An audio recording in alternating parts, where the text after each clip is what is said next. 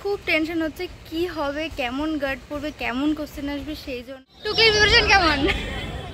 First বেঞ্চে seat পেলে আমি তো পুরো শেষ হয়ে যাবো। অন্যায় অবলম্বন করে যদি কেউ ধরা পড়ে যায় তবে তার ফাঁসি পাবে। তুমি কি করবো সিরিয়াসলি বুঝতে পারছি না।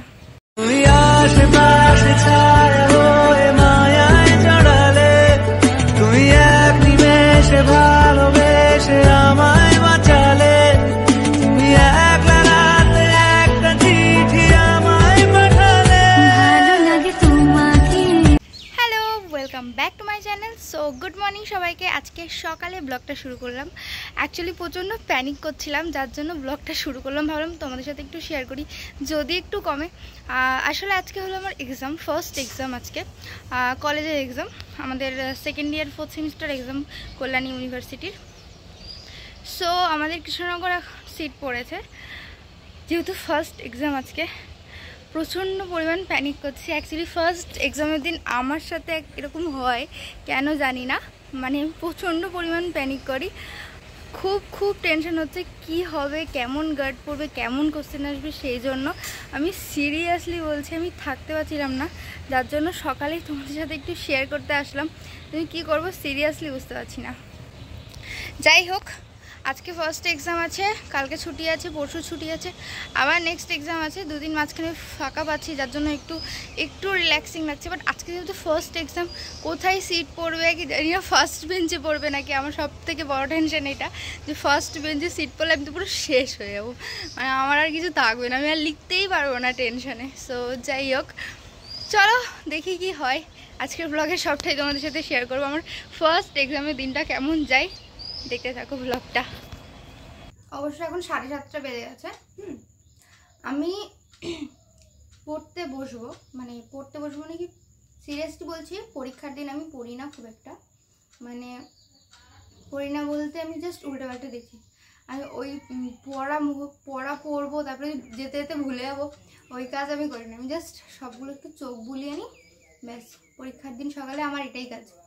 ওকে, আমি চাটা খেয়ে নিই, তারপর একটু পড়তে বসে যাব, আবার একবারে রেডি হয়ে তোমাদের সাথে দেখা করব ঠিক 9:30টার সময়। সো আমি রেডি হয়ে গেছি, হাফ রেডি হয়ে গেছি, এবার ফুল রেডি হব, দেন বেরিয়ে যাবো। খাওয়া দাওয়া পুরো কমপ্লিট হয়ে গেছে। সো চলো ব্লগটা দেখতে থাকো। পুরো রেডি হয়ে খাওয়া দাওয়া করে বেরিয়ে পড়লাম পরীক্ষা দিতে যাওয়ার জন্য। আর বাসে তো পুরো আমি টেনশন করতে যাচ্ছি, এত পরিমাণ যে টেনশন হচ্ছে কিচ্ছু বলার নেই। এক্সাম সেন্টারে গিয়ে দেখা হচ্ছে তোমাদের সাথে। বল প্রিপারেশন কেমন, বল। আরে প্রিপারেশন কেমন জিজ্ঞাসা করছিস তো? এরব কুমার প্রিপারেশন কেমন? প্রিপারেশন ফেল করব। আরে রিয়া টুকির প্রিপারেশন কেমন? মুখের এক্সপ্রেশন দেখে বোঝা যাচ্ছে প্রিপারেশনটা কেমন।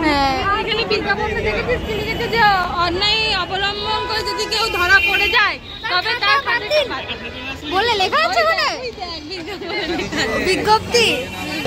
ওকে, আমরা এখন কলেজের সামনে দাঁড়িয়ে। আরে অনেকক্ষণ ধরে ওয়েট করছি, 10:30টা। এগুলো কেউ এর আসল নাম নেই। আর আমরা 10:30টায় এসেছি, আর আমি একটু আধা ঘন্টা ওয়েট করছি, কারণ মাঝখানে জ্যামে পড়ে গেছিলাম। আগে তুই পড়ে যাস, আমার যেন ফার্স্ট বেঞ্চে না পড়ে ভাই, আমি এটাই চাই। আমরা চাই মিডিলে পড়ুক, না একদম, কিন্তু পাস হয়।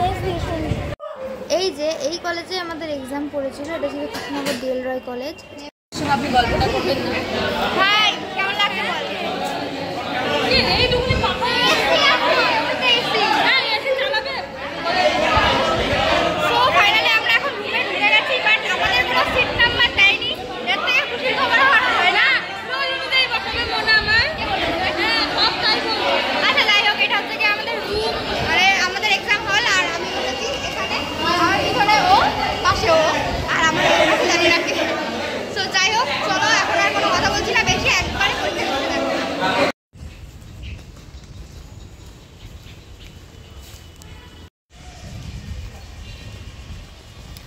ফাইনালি এক্সাম শেষ হলো, আর এখন রাস্তার দিকে যাচ্ছি, কারণ বাসে উঠবো। খুব ভালো হয়েছে এক্সাম, এত ভালো হবে সিরিয়াসলি ভাবিনি। চলো বাড়ি গিয়ে দেখা হচ্ছে একবারে।